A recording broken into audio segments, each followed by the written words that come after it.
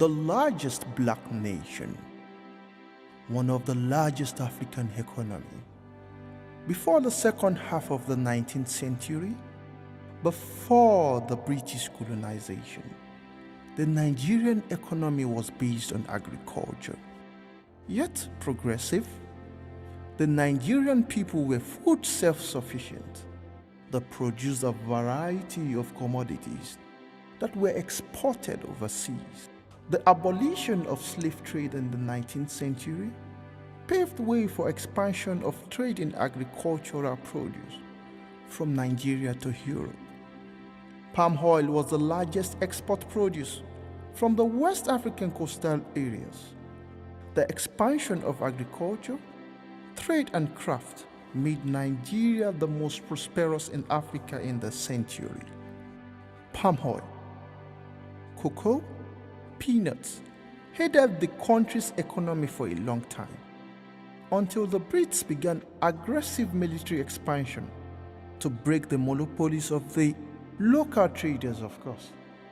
Under colonial rule, Nigeria remained an agricultural economy with exports of raw materials to Britain and imports of finished goods to Nigeria. The colonial administration scored high in agricultural development. Botanical Research Station in Lagos by Sir Claude MacDonald in 1893, acquisition of 10.4 kilometers of land in 1899 by the British Cotton Growing Association for experimental work on cotton, known as More Plantation in Ibadan today. A Department of Agriculture was established in northern and southern Nigeria in 1912.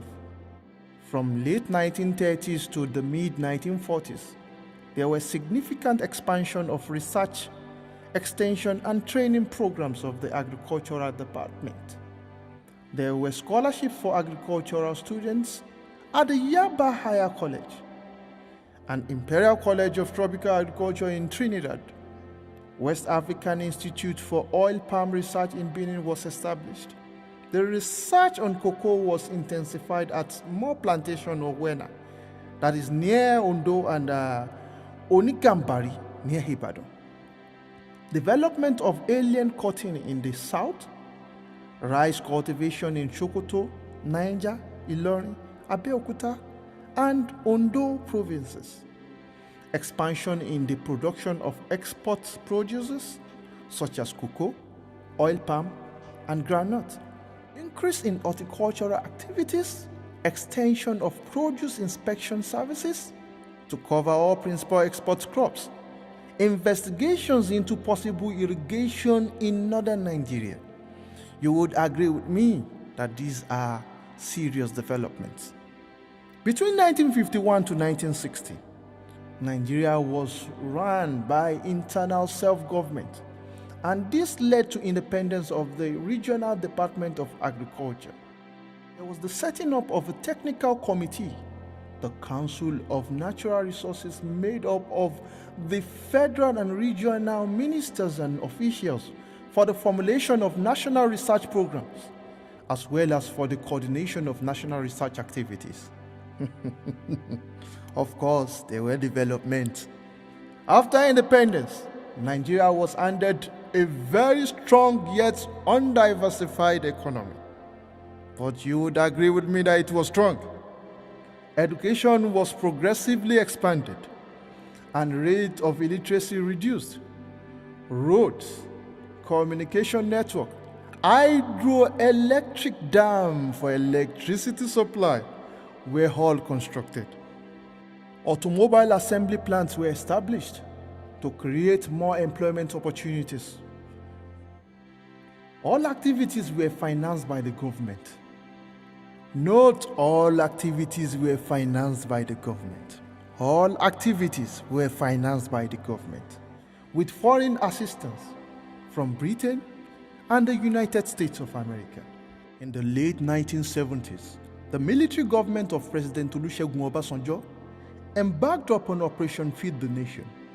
Shehu Shagari took over from him as a civilian ruler and continued the program as Green Revolution, Nigerians were encouraged to grow more food, and unemployed youths were encouraged to move from urban areas to rural areas and engage in agriculture. They all engaged in agriculture and they progressed. Farmers were provided with fertilizers from the government and loans from the World Bank.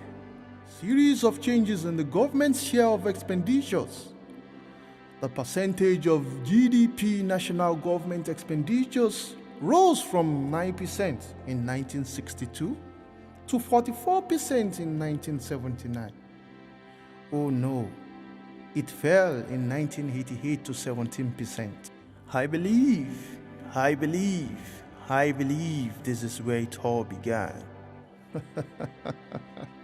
The lower spending in the 1980s was partly the result of the Structural Adjustment Program, SAP. In effect, from 1986 to 1990, first mooted by the International Monetary Fund, IMF, and carried out under the auspices of the World Bank, which emphasized privatization, market prices, and reduced government expenditures. The program was based on the principle that as the GDP per capita falls, people demand relatively fewer social goods. In a bid to march towards industrialization, the iron and steel industry was established. In the third National Development Plan, about $1 billion was allocated to the iron and steel industry. In 1971, a Steel Development Authority was created, amongst other things, to plan and develop iron projects in the country.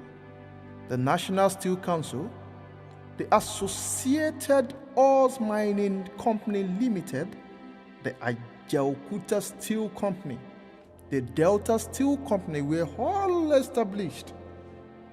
There began a decline in agriculture, even though there were large-scale irrigation projects in Borno, Sokoto, Bauchi, and Kano, all sponsored by the World Bank.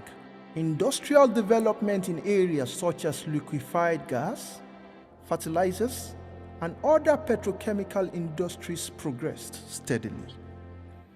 The manufacturing industry progressed to producing imported goods such as salt, plastics, shoes, cement, aluminium, and so on. The federal government established banks and financial institutions. For example, the Nigerian Industrial Development Bank, NIDB, was established in 1964. Loan facilities were provided to new and expanding industries by NIDB. Played a significant role in the country's economy. Amongst the materials mined are columbites, oil, iron, coal, tin, and limestone. All these were controlled by the Nigerian Mining Corporation.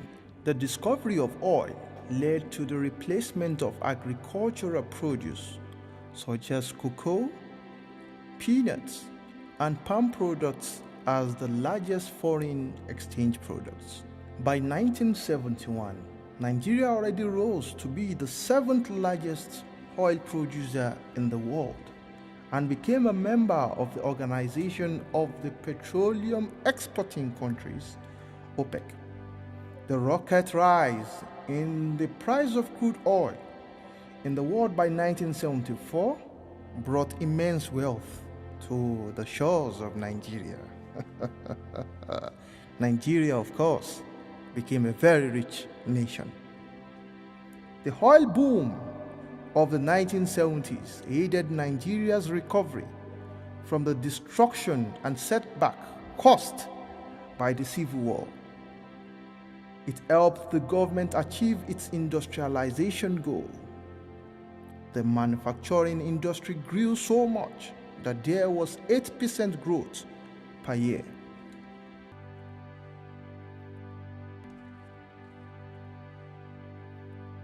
By 1980, Nigeria became the largest economy in Africa. I guess that is why we were called the giant of Africa. Can we say the same today? 1973 and 1974 marked significant increase in oil revenue, up to 350% increase, if I must say. The Muritala and Obasanjo regime benefited immensely from this.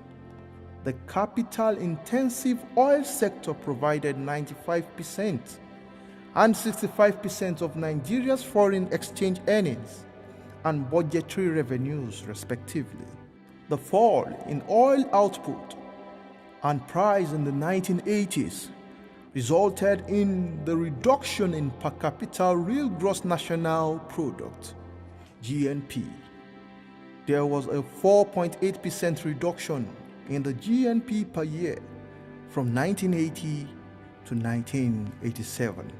In 1989, the World Bank classified Nigeria as a low-income country for the first time. The World Bank also declared Nigeria poor enough to be eligible for concessional aid from International Development Association, IDA.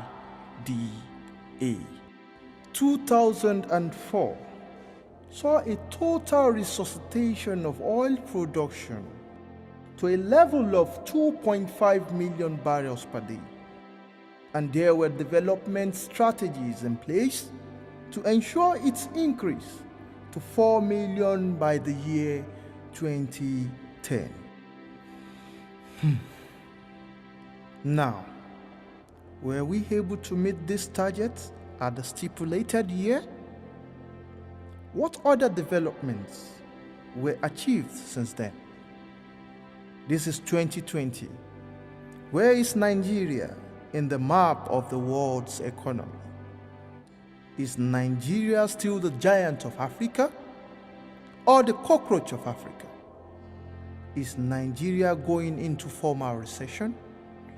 All these and other things would be discussed at the next episode, edition of Know Your Country, Know Your Economy. See you some other time.